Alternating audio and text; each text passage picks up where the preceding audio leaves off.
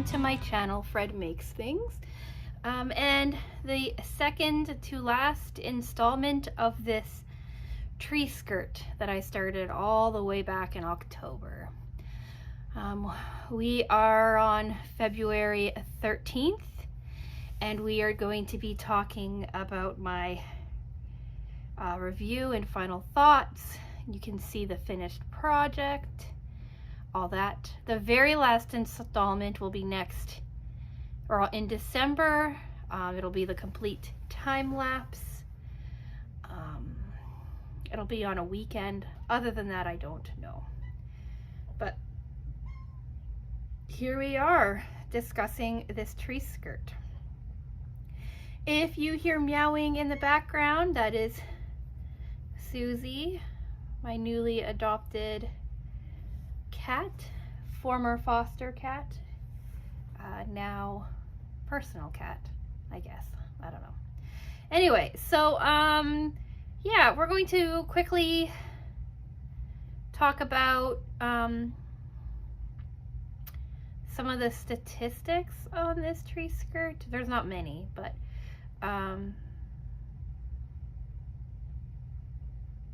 anyways, so this video is probably going to be a bit short because I don't know how much I have to actually say about this, but I will kind of break down my time, how long it took, how many sections there were.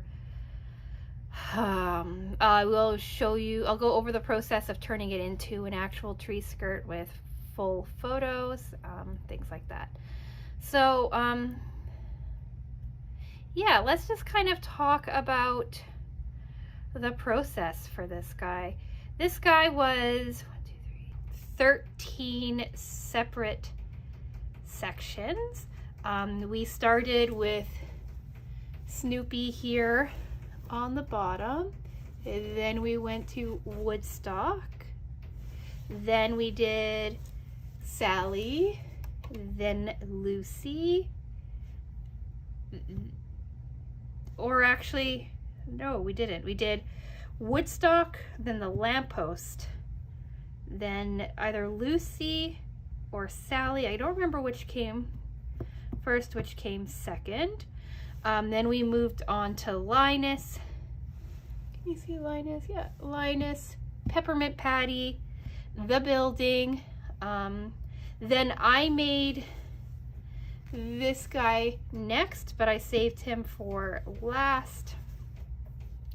And then I moved on to this side. We did Charlie Brown, Schroeder, the Christmas tree, and then these bulbs were the very final thing that I did, that I filmed for you. That came up a couple of weeks ago.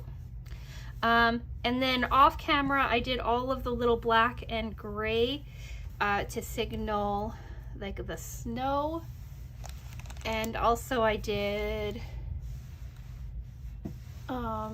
Snoopy's like attachment to Woodstock. Not all of this is perfectly done. There's been a few mistakes along the way, some counting things, some things like that. Like this section here isn't as big as it's supposed to be. It's not quite as wide as it should be. But in general, I think it turned out pretty nice. Schroeder's pants are the wrong color, or Charlie Brown's pants. One of these guys' pants are the wrong color. I don't remember which. They should be the same and matching, but I messed up on that. I also think I messed up on this pink. I think that these pinks are reversed as well, but that's not that big of a deal, I don't think. And then on this bulbs here, this here is a bit different than it should be. I don't remember what was different about it, but I know that I messed up somewhere along the way and that this was a little bit different. But yeah, that's the overall tree skirt. When I talk about process, I will pop in photos of like the final project and stuff like that. Difficulty, this wasn't a very difficult pattern. Like, it worked out pretty well. I started down here on the bottom with Snoopy, and then I kind of built off of it. Snoopy led to Woodstock, right, which led to the lamp, which is the center portion of the tree skirt, right, and then the girls off of it, and then this was a grouping, and that was a grouping, and then the bulbs were last. It wasn't hard. The pattern was really easy to follow.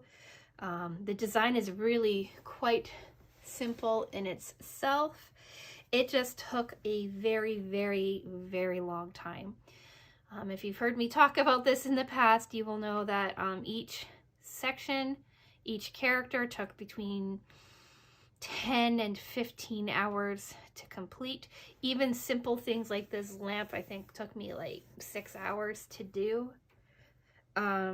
This building took really long. This building was like 16 hours.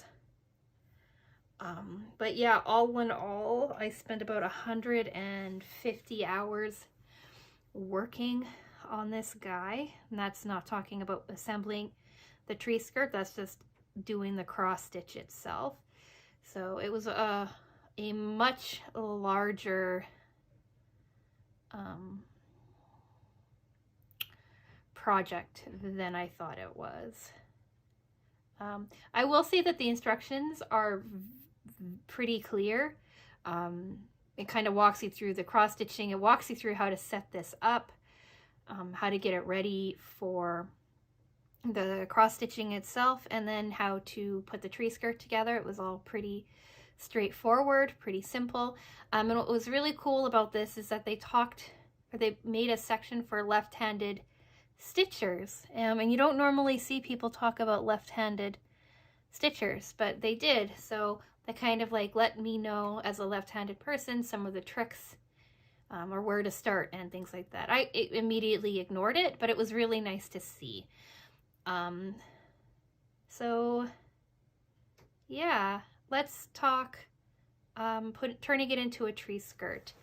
So to turn it into a tree skirt, I had to cut it out as a large, well, first off, here are some photos.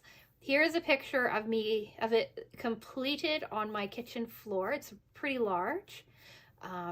Here's a photo with Susie lying out on it, if you want to get an idea.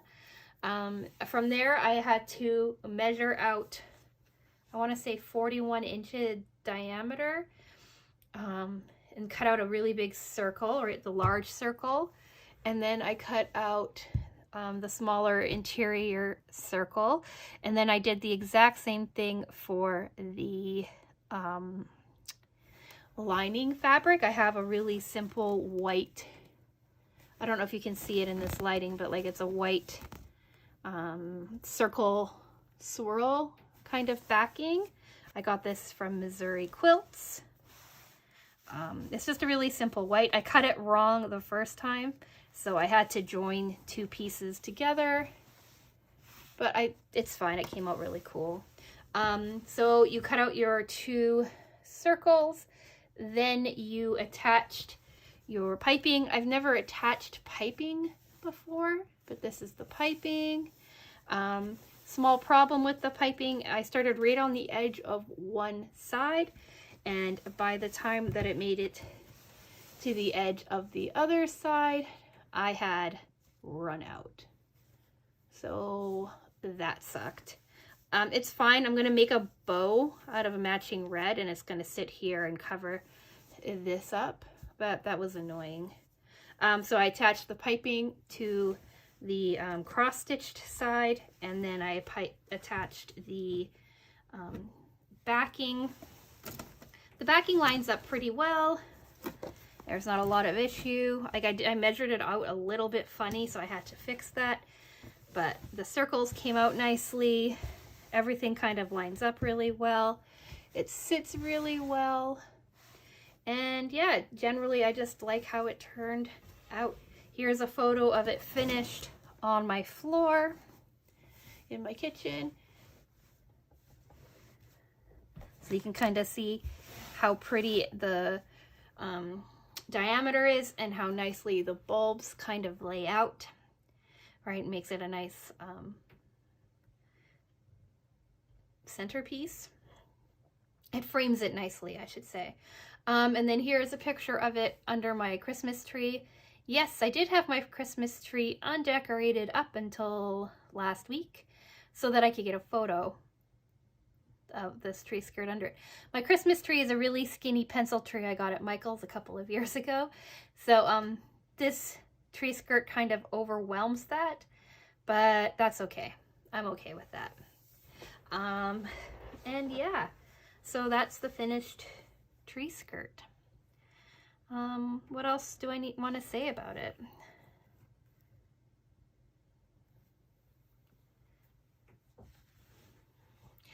I'm really happy with how this guy turned out. I'm really glad that I stuck with it and I put the effort into making it. A Charlie Brown Christmas is my husband's very favorite Christmas movie. It might be one of his favorite movies of all time. He nicely pointed out that Peppermint Patty was not actually part of A Charlie Brown Christmas. She was introduced later into the Peanuts world, but he really likes this. He usually doesn't see a point in the things that I make, but with this one he appreciated the effort that I went to. Yeah, the tree skirt itself was free. I got it off the Buy Nothing group, and the backing fabric I got for, I want to say, around $5. So 150 hours or so worth of time and about $5 worth of materials.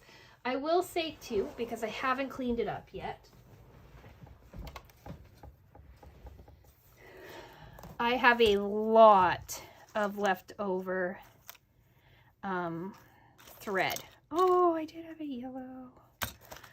I was looking for something for next week. Anyway, I have a lot of leftover thread. So I'm going to bundle it all up onto these, label it with the colors, and have it for a future project. So yeah, if you come across this kit somewhere, I have no idea if they're selling them or not. I have no idea how old this kit is. I probably should have looked that up. It's a pretty good little kit. I really enjoyed it. That's a lie. I hated almost every second making it. But I think that if I didn't give myself such a tight time crunch, I would have enjoyed making it a lot more.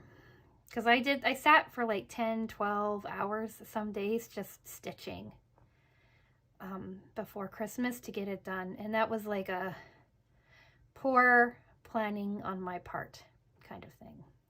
So yeah, I think that's all I want to say about this. It's probably a longer video than I expected it to be, but if you've watched any of my videos before, you know that that's kind of how I do things. So yeah, subscribe if you want to see other cross-stitch projects. I have no idea when I'm going to be starting the next one. I'm currently working on a paint by numbers long-term project.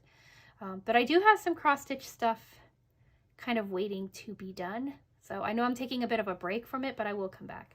If you want to check out some of my other content, I have Miscellaneous Mondays where I do unboxing videos, resin videos, little review type videos like this, some house updates and what have you. Wednesdays are a sewing content, mostly centered on Sewers Club, but I do some other stuff as well. And then Fridays are my long-term projects. That's where you're going to see like larger cross-stitch projects, paint by numbers, diamond paintings, things like that. And we tackle them one section at a time with some lovely, well, I think, lovely music in the background. They're all time lapses. There's no chatting. So yeah, if you've made it to the end, and if you like the effort that I went to make this tree skirt, like the video, let me know that this wasn't just completely in vain. And with all of that being said, I'm going to say thank you so much for watching, and I will talk with you again soon. Bye!